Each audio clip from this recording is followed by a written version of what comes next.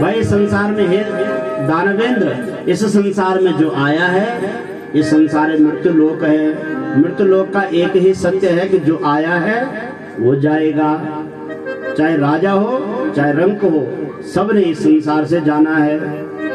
तुम इसके अलावा कोई दूसरा वरदान मांग लो। तब इसने विचार किया कि जब ब्रह्मा जी अमरत्व का वरदान नहीं देते तो मैं पुनः वरदान उसमें लग जाऊं, तपस्या में लग जाऊं। इसने आंखें बंद कर दी और फिर तप करने लग गया। ब्रह्मा जी ने कहा देखो भाई, हमारा दर्शन तो अमोघ है, हम किसी को दर्शन देते हैं तो हमारा ये सिद्धांत है कि हम उसे कुछ दे के आते हैं, वरदान दे के आते हैं। इसलिए तुम अमर होना चाहते हो तो अपने मृत्यु का कारण स्वयं चयन कर लो, क्या चाहते हो तुम। तब इसने कहा, इसने विचार किया, तत्काल तुरंत विचार किया, तस्मान में मरणम नूनम कामिन्या कुर पद्मजा अबलाम हंतु माम हंतु कथम सत्ता भविष्यति।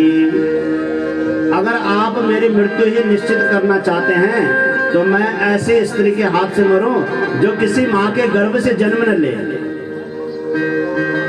कितनी चतुरता लगाई महिषासुर ने। बोला अगर आप मेरी मृत्यु निश्चित करना चाहते हो तो मैं ऐसी स्त्री के हाथ से मरना चाहता हूँ जो किसी माँ के गर्भ से जन्म न ले। ब्रह्मा जी ने कहा कि तथास्तु, मैं तो कठिन तप किया था, इस तप का फल मैं तुम्हें देता हूँ। फिर जन्मेजय प्रश्न करते हैं कि महाराज ये महिष कौन था, महिषासुर कौन था, इतना बुद्धिमान कैसे और राक्षस होते हुए भी। तब उसके विषय में बताते हैं वेद व्यास जी, दनो पुत्रो महाराजा विख्यातो क्षिति मंडले रंभश्चैव करंभश्च द्वावस्ताम दानवोत्तमो। एक दो दानव थे, दनु नाम के दानव के दो पुत्र थे। एक का नाम था रंभ, एक का नाम था करंभ। महिषासुर की उत्पत्ति की कथा बता रहे हैं। बोले एक समय इनके मन में विचार आया कि हम तपस्या करके शक्ति प्राप्त करें। तो दोनों तपस्या करने के लिए गए और एक ने पंचाग्नि ताप करके अग्नि की उपासना की और एक ने वरुण देवता की उपासना जल में की। आकंठ जल में, पंच नदी जहाँ पर 5 नदियों का संगम है, वहां पर जाकर के आकंठ जल में बैठ करके तप करने लग गया रंभ। और करंभ जो है अग्नि की तपस्या करने लगे, अग्निदेव का तप करने लग गया। इंद्रदेव को पता लगा, देखो इंद्र भगवान, एक कमी तो रही इंद्र भगवान के पास कि किसी को तप करते हुए देखते हैं तो इनको चिंता होने लग जाती है कि मेरे ऊपर आक्रमण कर देंगे। इंद्रों का देखो इंद्र कहाँ है, इंद्रियों का जो मालिक है उसे इंद्र कहते हैं। इंद्रियों का मालिक कौन है? मन है इंद्रियों का मालिक।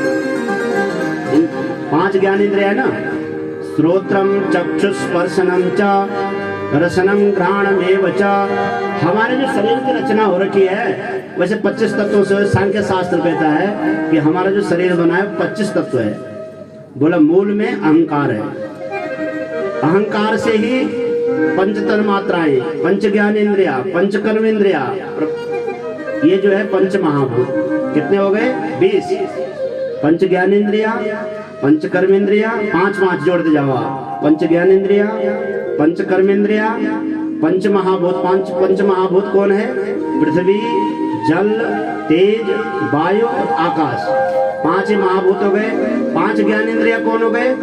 श्रोत्र, चक्षु माने कान, आंख, नाक, जिह्वा और त्वचा, ये 5 ज्ञान इंद्रिया है। 5 कर्म इंद्रिया, पाणी, पाद, पाय, उपस्थ, मुख सहित 5। ऐसे मिला करके 5 ज्ञान इंद्रिया, 5 कर्म इंद्रिया, पंच तन मात्राएं और पंच महाभूत। कितने हो गए? 5 को 20। अंतःकरण चतुष्टय हमारा सबके पास है, चाहे पुरुष हो चाहे स्त्री हो। क्या क्या है? मन, बुद्धि, चित्त और अहंकार। ये अंतःकरण चतुष्टय इसको बोलते हैं। और इस मन ने ही जो है, ये मन जो है इंद्रियों का मालिक है। जहां मन जाता है वहां इंद्रियां भी अपने आप जाने लगती है। और एक उसमें जो है आत्म तत्व रूप में परमात्मा को, जीवात्मा को 25 तत्व हो गए। पंच ज्ञान इंद्रिया, पंच कर्म इंद्रिया, पंच तन मात्राएं, पंच महाभूत 20 हो गए। मन, बुद्धि, चित्त और अहंकार 24 हो गए। और एक जो है 4 है ना, मन, बुद्धि, चित्त और अहंकार 24। और एक उसमें जो प्राण, जिसको हम परमात्मा कहते हैं, जिसे जीव कहते हैं, जिसे हंस कहते हैं, अनेक उपाधियों से ये उपादित है। अच्छा, बोले कि वो उसके रहते सब ठीक है, इन 24 तत्वों में से कोई तत्व नहीं रहेगा तभी भी ये शरीर चलेगा, लेकिन एक वो तत्व नहीं रहेगा जिसे हम प्राण कहते हैं, जिसे हम परमात्मा कहते हैं, जिसे हम जीवात्मा कहते हैं, जो हमारा मूल स्वरूप है, वो नहीं रहेगा तो सब कुछ रहते हुए भी कुछ नहीं है। तब ये साहब महाराज ये बेकार है, लेकिन उसी को पकड़ना है हमें, मूल तत्व को। तो ये इंद्र कौन है? इंद्र है इंद्रियों का जो मालिक है, स्वामी है। जब हम साधना करने लगते हैं, जब हम भगवान का भजन करने लगते हैं, कोई उच्च स्थिति को प्राप्त करने लगते हैं, तो हमारा मन ही हमें बाधा डालने लगता है। तो ये मन रूपी इंद्र महाराज, ये जो कर्म जो है जल में तप कर रहा था, जा करके मगर बन करके उसका भक्षण कर दिया, मार दिया इंद्र ने उसको।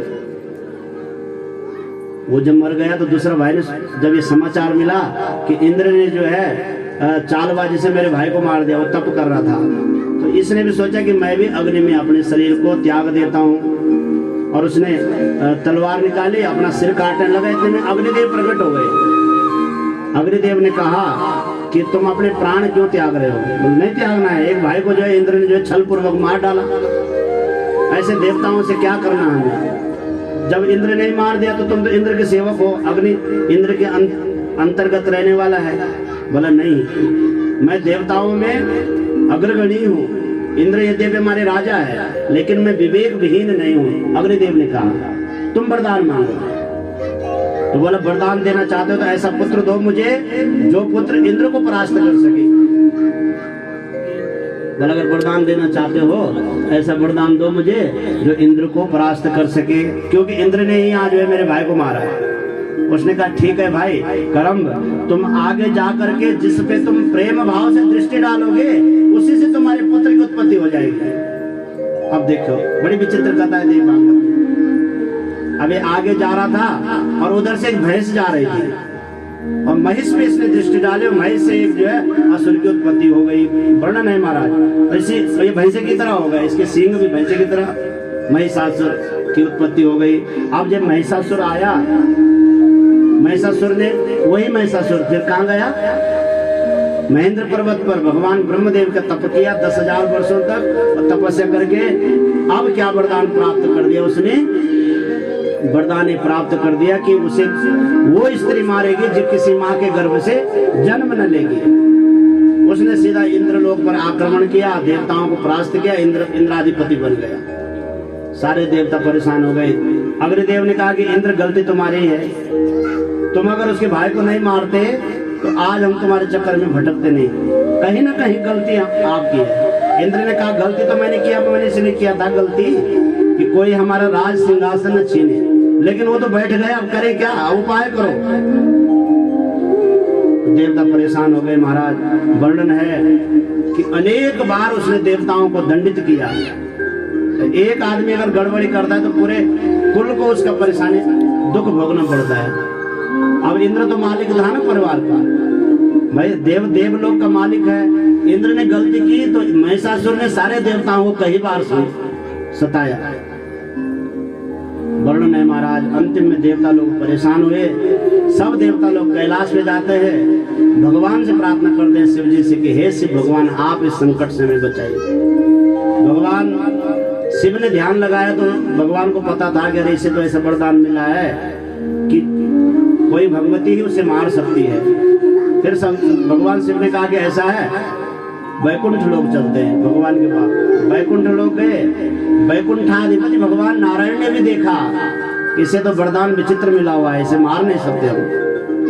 तब भगवान सब लोग इकट्ठे हुए, देवता लोग रोने लग गए। महाराज इतने दुखी हो गए। महिषासुर राक्षस ने जब देवों को खूब सताया, जीत लिया इंद्रासन और स्वर्ग से मार भगाया। मार मार के भगाता था ये, क्योंकि इसे पता था कि इसने मेरे पिता के भाई को मारा है और वो भी छल पूर्वक मारा है, तो किसी को टिकने नहीं देता था। सारे देवताओं ने समझाया कि देखो गलती हो गई, क्षमा मांग रहे, आप जो है अपने पाताल लोग चले जाओ, लेकिन उन्हें गया। तब जब अधिक दुखी देवता हो गए, सारे देवता दुखी हो गए, तो सबके शरीर से एक तेज निकला, सारे देवताओं के शरीर से एक तेज निकला, और वो तेज पुंज आकाश मंडल में जो है एक महामाया जगदम्बा के रूप में, भगवती महिषासुर मर्दिनी के रूप में, अष्टभुजा रूप में परिणित हो गया। बोले अष्टभुजा मैया की।